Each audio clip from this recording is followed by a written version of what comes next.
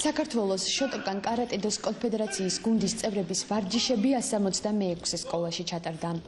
კონფედერაციის პრეზიდენტი და უფროსი ინსტრუქტორი თავად ავარჯიშებს სპორტსმენებს და მომავალი ასპარეზობისთვის ამზადებს. აღსანიშნავია, რომ გუნდის წევრებმა არაერთი გამარჯვება და წარმატება მოუტანეს საქართველოს. ორგანიზაცია დაარსებული თითქმის უკვე 10 წელიწადზე მეტია. გვაქვს ფილიალები როგორც თბილისში, ისე საქართველოს რეგიონებში. ჩვენთან ვარჯიშობენ აფხაზეთანაც ბავშვები, რაც თავარად არიან წარმატებულებიც.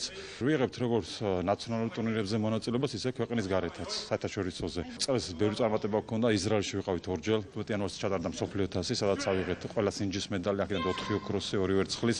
მეორჯერ ვიყავით ისრაელში, უკვე მარტის ბოლოს, სადაც უკვე 7 ოქროს медаლი ავიღეთ და გუნდური პირველი ადგილით. მესამეჯერ ტრადიციულად უკვე ვატარებთ კავკასიის ღია ჩემპიონატს.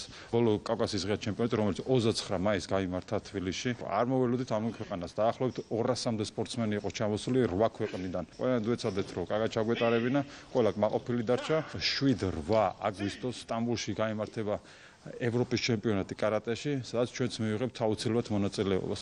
კონფედერაციის გუნდის წევრებს შორის არიან აფხაზეთიდან დევნილი მოზარდებიც. ბავშვები ყოველდღიურად ვარჯიშობენ და მომავალი საპასუხისმგებლო ტურნირისთვის ემზადებიან. მათ უკვე არაერთი медаლი და თასი აქვთ მოპოვებული. როგორც ინსტრუქტორი მზეჭაბუკ მახარაძე ამბობს, სპორტსმენებს დიდი წარმატება ელით.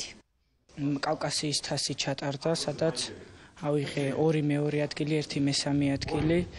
და 2 მეორე და მესამე ადგილი ავიღე კატებში, ინდივიდუალურ კატებში, 14-15 წლის დაბალ კილოებში, მაღალ კილოებში და გუნდურ კატებში. ისრაელში ვიასპარეზეთ და მოვიპოვეთ პირველი ადგილის მედლები. ამ წელს პირველად გავიმგზავრეთ ისრაელში, სადაც გავხდით ჩემპიონი. მე ვხდი ჩემპიონი წონით კატეგორიაში -35 მეტრი. ძალიან ბევრს ვარჯიშობდი და შეჯიბრისთვის მომზადეთ კარგად.